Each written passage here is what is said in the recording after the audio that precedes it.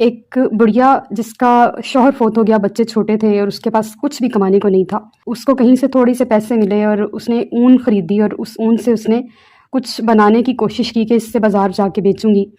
تو ایک پرندہ آیا اور وہ اس کی اون کا جو گولا تھا وہ اٹھا کے لے گیا، اس کا واحد ذریعہ کمائی کا ختم ہو گیا۔ تو وہ علاقے کے ولی کے پاس چلی گئی اور اس نے جا کے پوچھا کیا اللہ تعالیٰ کریم ہے کہ ظالم ہے؟ نعوذ باللہ، یعنی کہ وہ تکلیف کی حد میں تھی۔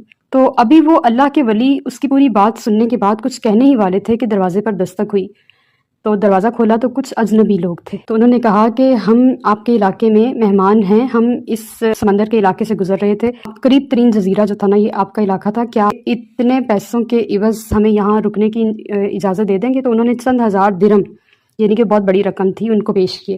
انہوں نے کہا کہ آپ یہاں تک کیسے پہنچے ہیں؟ تو انہوں نے کہا کہ ہماری کشتی جو تھی نا اس میں سوراخ ہو گیا، تو ہم میں سے جتنے لوگ تھے ہم سب نے اپنے اپنے گناہوں پر معافی مانگی اور اللہ تعالیٰ سے التجا کی کہ اگر وہ ہمیں اس کشتی کے ڈوبنے سے نجات دے اور ہمیں بخیر و عافیت کسی قریبی جزیرے تک یا کسی بھی جگہ تک پہنچا دے تو ہمارے پاس جتنی بھی رقم ہے ہم ساری صدقہ خیرات کریں گے۔